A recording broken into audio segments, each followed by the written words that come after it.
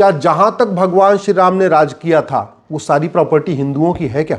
ओवैसी साहब वगैरह सब विदेश से आए, इसलिए यहाँ की एक इंच जमीन में उनका हक बनता ही नहीं है। और जिनका बनता भी है तो उनको कागज तो दिखाना चाहिए। ओवैसी साहब बता नहीं रहे कि उनके पूर्वजों ने कितना वक्फ किया, मदनी साहब बता नहीं रहे कि उनके पूर्वजों ने कितना वक्फ किया, इमरान प्रतापगढ़ी बता नहीं रहे कि उनके पूर्वजों ने कितना वक्फ किया। पूछना चाहिए जावेद साहब से, ओवैसी साहब से, अमानुल्लाह खान, अरशद मदनी से कि आपकी कितनी जमीन को सरकार ने अब तक ले लिया, कि आपके पूर्वजों ने कितनी जमीन वक्फ किया है, पहले तो ये बता दो। और जो आपके पूर्वजों ने जमीन वक्फ किया है उसमें से कितनी जमीन नए कानून के बाद सरकार ने कब्जा कर लिया। वक्फ एक्ट पूरा का पूरा खत्म होना चाहिए। One nation one charity code होना चाहिए। सांसद और विधायक जिनको वेतन भत्ता गाड़ी बंगला सब कुछ मिलता है अच्छा कानून बनाने के लिए, जब तक वो सांसद हैं, जब तक वो विधायक हैं, जब तक वो वेतन ले रहे हैं, जब तक वो भत्ता ले रहे हैं, जब तक सरकारी गाड़ी का यूज कर रहे हैं, क्या उनको कोई भी दूसरा काम करने की छूट मिलनी चाहिए? क्या उनको वकालत करने की छूट मिलनी चाहिए? मुझे लगता है सुप्रीम कोर्ट को एक बार इस पे भी ध्यान देना चाहिए। सुप्रीम कोर्ट के लिए परीक्षा की घड़ी है। परीक्षा की घड़ी इसलिए है कि जो अभी सरकार ने वक्फ कानून में संशोधन किया है उसके खिलाफ 1 दर्जन से ज्यादा याचिकाएं फाइल हो गई हैं, 1 दर्जन से ज्यादा पीआईएल फाइल हो गई है। और पीआईएल कोई सामान्य व्यक्ति ने नहीं किया है। कांग्रेस के सांसद इमरान प्रतापगढ़ी ने किया है, मोहम्मद जावेद ने किया है, ओवैसी साहब ने किया है, अरशद मदनी जी ने किया है, अमानुल्लाह खान ने किया है।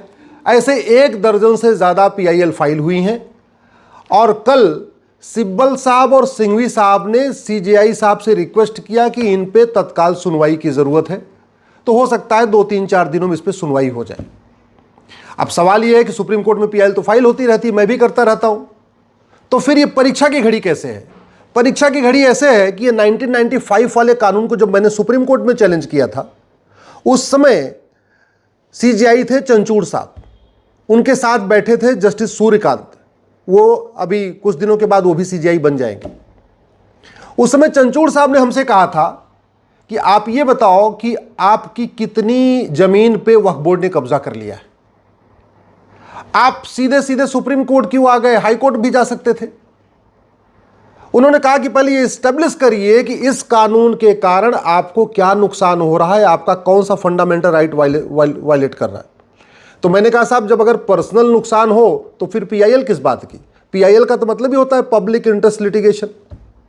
हमारा कोई पर्सनल इंटरेस्ट लिटिगेशन थोड़ी है, कोई हमारी खुद की जमीन थोड़ी गई। हमारी जमीन अगर कब्जा होती तो मैं हाई कोर्ट जाता, कहीं और जाता। चूंकि ये कानून पूरे देश का है, संसद का बनाया हुआ है और पूरे देश में जमीनों पर कब्जा हो रहा है, इसलिए मैं सुप्रीम कोर्ट आया हूं। मैंने एक लिस्ट बनाई थी कि देश भर में वक्फ बोर्ड ने कितनी ज़मीनें कब्जा किया है। हालांकि उस समय मेरे पास जो लिस्ट थी वो 10 लाख एकड़ की थी। हमें यही पता था कि भारत में 10 लाख एकड़ ज़मीन पे वक्फ बोर्ड ने कब्जा किया हुआ है। और अभी जब ये कानून बदल रहा था तब पता चला कि नहीं ये तो 40 लाख एकड़ हो चुका है। तो हमारे पास जितनी जानकारी थी उस समय, वो जानकारी मैंने एक नोट्स बना के कोर्ट के सामने रखना चाहा। तो चंचूड़ साहब ने मुझे वो नोट्स भी नहीं पढ़ने दिया। उन्होंने कहा not a single word mister Upadhyay, एक शब्द आप नहीं बोल सकते, हम नहीं सुनेंगे आपको। अंत में मैंने मजबूर होकर अपनी पीआईएल वापस लिया और मैं फिर दिल्ली हाई कोर्ट गया। अगले ही सप्ताह दिल्ली हाई कोर्ट ने नोटिस जारी किया, सरकार को नोटिस जारी हुआ। उसके बाद देश के अलग अलग हाई कोर्ट में पीआईएल फाइल होना शुरू हुई। कुल मिला के 120 पीआईएल इस समय पूरे देश में अलग अलग हाई कोर्ट में चल रही है। और उसके बाद फिर सरकार संशोधन लाई, जेपीसी बना, आगे क्या क्या हुआ आपको पता ही, उसको बताने की जरूरत नहीं है। अब सवाल यह है कि मैंने भी वक्फ एक्ट को चैलेंज किया था और इस समय ओवैसी साहब, इमरान प्रतापगढ़ी, मोहम्मद जावेद साहब ने भी वक्फ एक्ट को चैलेंज किया। मैंने 1995 वाले को चैलेंज किया था। इस समय इन लोगों ने जो 1995 वाले में संशोधन हुआ है उसको चैलेंज किया है। लेकिन बात वही है। तो क्या अब सुप्रीम कोर्ट जो सवाल हमसे पूछा था वही सवाल मोहम्मद जावेद, असउद्दीन ओवैसी, अमानुल्लाह खान, मौलाना अरशद मदनी, इमरान प्रतापगढ़ी के वकीलों से पूछेगी क्या? क्योंकि सवाल हमसे पूछा था कि आपकी कितनी जमीन पे वक्फ बोर्ड ने कब्जा किया, तो ये सवाल तो पूछना चाहिए जावेद साहब से, ओवैसी साहब से, अमानुल्लाह खान, अरशद मदनी से कि आप ये बताओ कि आपकी कितनी जमीन को सरकार ने अब तक ले लिया। पहले तो ये पूछना चाहिए ओवैसी जी से, मदनी जी से, इमरान प्रतापगढ़ी से कि आपके पूर्वजों ने कितनी जमीन वक्फ किया है, पहले तो ये बता दो। और जो आपके पूर्वजों ने जमीन वक्फ किया है उसमें से कितनी जमीन नए कानून के बाद सरकार ने कब्जा कर लिया। सवाल यह भी होना चाहिए कि क्या सांसद संसद के द्वारा बनाए गए कानून को सुप्रीम कोर्ट में चैलेंज कर सकता है क्या? क्योंकि सांसद संविधान की शपथ लेता है और वो कहता है मैं संविधान के अनुसार कार्य करूंगा, और संविधान के अनुसार पार्लियामेंट में कानून बना, तो क्या सांसद को पीआईएल फाइल करने का अधिकार है क्या सुप्रीम कोर्ट में? और दूसरा, क्या सांसद को वकालत करने का अधिकार है क्या? क्योंकि सिब्बल साहब भी वकील हैं और सिंघवी साहब भी वकील हैं। मैं इसलिए पूछ रहा हूं कि एक कांस्टेबल भी अपनी नौकरी के दौरान दूसरा काम नहीं कर सकता, चाहे वो थानेदार हो, चाहे हवलदार हो, चाहे वो पेशकार हो, चाहे तहसीलदार हो, चाहे कलेक्टर हो या कप्तान हो। अरे बाकी तो छोड़ो, लॉ कॉलेज का प्रोफेसर भी जब तक नौकरी में है दूसरा काम नहीं कर सकता, जब तक उसको वेतन सरकार से मिल रहा दूसरा काम नहीं कर सकता। इवन टीचर को भी प्राइवेट कोचिंग खोलने का अधिकार नहीं, जबकि जो स्कूल है वो तो 5-6 घंटे ही चलता है। फिर भी सरकार ने नियम बना रखा है कि नहीं, जो सरकारी स्कूल का टीचर है वो कोचिंग नहीं चला सकता। सरकारी डॉक्टर अपनी क्लिनिक नहीं चला सकता, हॉस्पिटल नहीं खोल सकता, ये नियम है। तो फिर सांसद और विधायक जिनको वेतन भत्ता, गाड़ी, बंगला सब कुछ मिलता है अच्छा कानून बनाने के लिए, जब तक वो सांसद हैं, जब तक वो विधायक हैं, जब तक वो वेतन ले रहे हैं, जब तक वो भत्ता ले रहे हैं, जब तक सरकारी गाड़ी का यूज कर रहे हैं, क्या उनको कोई भी दूसरा काम करने की छूट मिलनी चाहिए? क्या उनको वकालत करने की छूट मिलनी चाहिए? मुझे लगता है सुप्रीम कोर्ट को एक बार इस पे भी ध्यान देना चाहिए। सवाल एक बात यह भी है कि क्या जैसे हमसे सुप्रीम कोर्ट ने कहा था कि आप हाई कोर्ट क्यों नहीं गए, सीधे सुप्रीम कोर्ट क्यों आए, क्या यही सवाल अब सिब्बल साहब से, सिंघवी साहब से पूछा जाएगा? तो क्या यही सवाल इमरान प्रतापगढ़ी, मोहम्मद जावेद, अरशद मदनी, ओवैसी साहब से पूछा जाएगा? और अब तो ज्यादा पूछना बनता है, इसलिए पूछना बनता है कि सुप्रीम कोर्ट कई बार कह चुका है कि अगर किसी मामले पे देश की अलग अलग हाई कोर्ट में मैटर पेंडिंग है तो कायदे से वो मैटर पहले हाई कोर्ट चलना चाहिए और फिर सुप्रीम कोर्ट आना चाहिए। जब 120 पीआईएल फाइल हो गई सुप्रीम कोर्ट में, अलग अलग देश के हाई कोर्ट में, तो मैंने एक ट्रांसफर पिटीशन फाइल किया था और वो ट्रांसफर पिटीशन भी जस्टिस सूर्यकांत साहब के बेंच में लगी थी। तब उस समय जस्टिस सूर्यकांत साहब ने कहा था कि काम करिए, पहले किसी एक हाई कोर्ट का फैसला आने दीजिए, फिर देखेंगे क्या करना है। अभी ट्रांसफर पिटीशन भी एक्सेप्ट नहीं किए। तो अब तो देश भर में 120 पीआईएल फाइल पेंडिंग पड़ी हुई है, हैदराबाद में भी पेंडिंग है, मुंबई में भी पेंडिंग है। सारी ऐसी देश की कोई हाई कोर्ट नहीं है जहां 1-2 पीआईएल पेंडिंग नहीं है वक्फ एक्ट के खिलाफ। और नए वाले जो आ रहे हैं ये भी वक्फ एक्ट के खिलाफ आ रहे हैं। बस हम पुराने वाले कांग्रेस वाले जो कानून था 1995 का, हमने उसको चैलेंज किया, ये लोग जो अभी नया वाला संशोधन है उसको चैलेंज किया।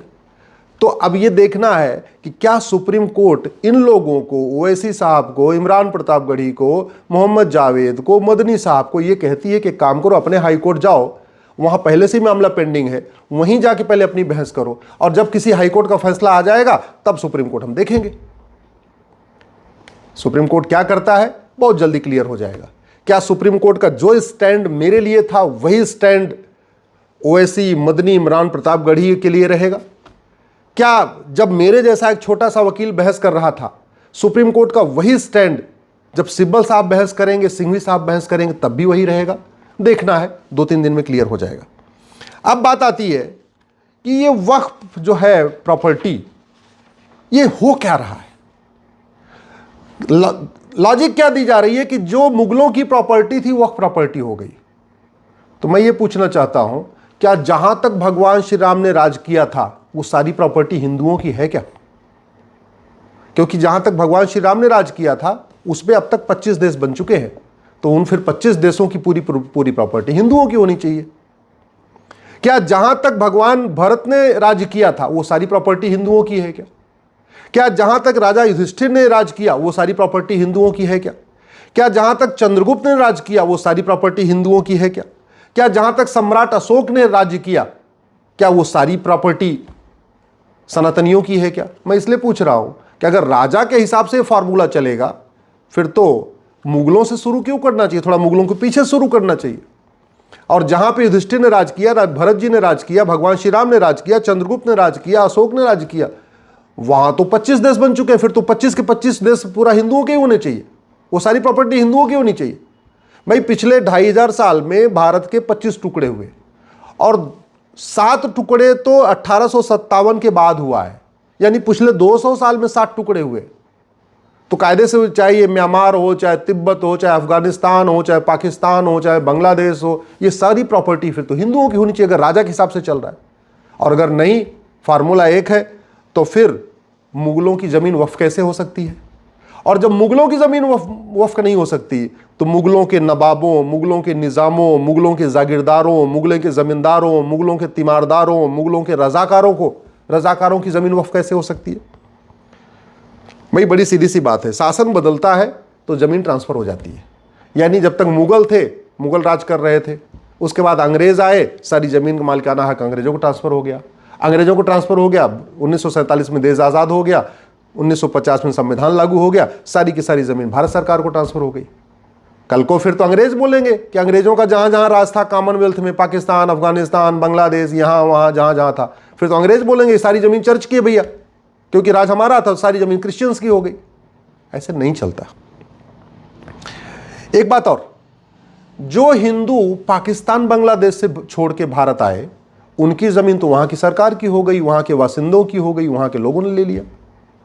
तो फिर जो ज़मीन भारत के मुस्लिम छोड़ के गए, भाई जब बंटवारा हुआ 47 में, तो पाकिस्तान से हिंदू भारत आए और भारत से बहुत सारे मुस्लिम पाकिस्तान गए, बांग्लादेश गए।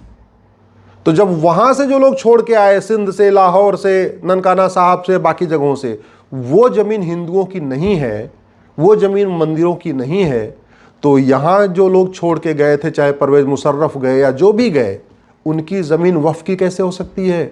फिर तो वो ज़मीन या तो मंदिरों की होनी चाहिए, या तो उनके पड़ोसियों की होनी चाहिए, या तो सरकार की होनी चाहिए। एक बात और, 1950 में टोटल वक्फ बोर्ड के पास प्रॉपर्टी थी मात्र 50,000 एकड़, यानी 500 साल के मुगलों के शासन और 200 साल के अंग्रेजों के शासन, कुल 700 साल के शासन में वक्फ प्रॉपर्टी थी मात्र 50,000 एकड़। अब आज के समय में वक्फ प्रॉपर्टी है लगभग 40 लाख एकड़। इसके पहले के वीडियोस मैंने 10 लाख एकड़ बोला है, लेकिन वो मेरी भूल थी, क्योंकि हमें 10 लाख एकड़ की ही जानकारी थी। ये 40 लाख एकड़ की जानकारी अभी मुझे हुई है, जब ये वक्फ कानून बदला जा रहा था, तब गृह मंत्री जी ने बताया कि 39 लाख एकड़, और जो उन्होंने 39 लाख एकड़ बताया है, उसमें केरल और बंगाल का डाटा नहीं है। तो अगर केरल और बंगाल का डाटा आ जाएगा तो मैं मान के चल रहा हूँ 1 लाख एकड़ और बढ़ जाएगा, यानी 40 लाख एकड़। और वैसे भी जब 1950 के पहले तक की ज़मीन थी, उसके पहले भी कानून चल रहे थे। ये सिविल प्रोसीजर कोड तो 1858 में बन गया था, तो अगर जिन लोगों को वक्फ करना था, ज़मीन दान करना था, वो सिविल प्रोसीजर कोड का पालन करते। ये सोसाइटी रजिस्ट्रेशन एक्ट 1860 में बन गया था, तो जिन लोगों को अगर वास्तव में दान करना था, हिंदू दान करते थे, तो अपनी ज़मीन 1860 वाले सोसाइटी रजिस्ट्रेशन एक्ट में रजिस्टर कराते थे। उसके बाद चैरिटेबल ट्रस्ट एक्ट 1920 में बन गया, तो जिन हिंदू, जैन, बौद्ध, सिख ने कुछ दान करना था, तो उन्होंने यहाँ रजिस्टर कराया।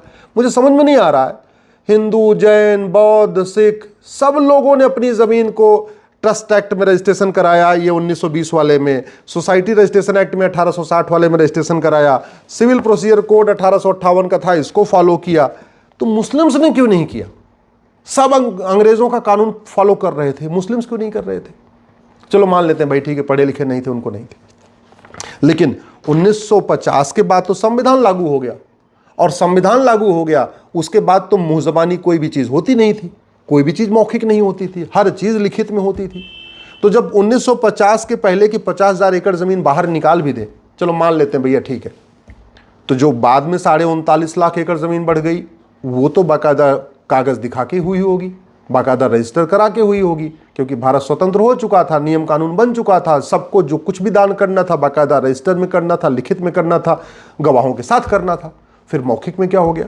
इसलिए मेरा मानना है अब समय आ चुका है, इन विषयों पे चर्चा हो, गंभीरता के साथ चर्चा हो। और इसलिए मैं कहता हूँ वक्फ एक्ट में संशोधन नहीं होना चाहिए, वक्फ एक्ट पूरा का पूरा ख़त्म होना चाहिए। 1 नेशन 1 चैरिटी कोड होना चाहिए, 1 नेशन 1 प्रॉपर्टी कोड होना चाहिए, 1 नेशन 1 एंडाउमेंट कोड होना चाहिए।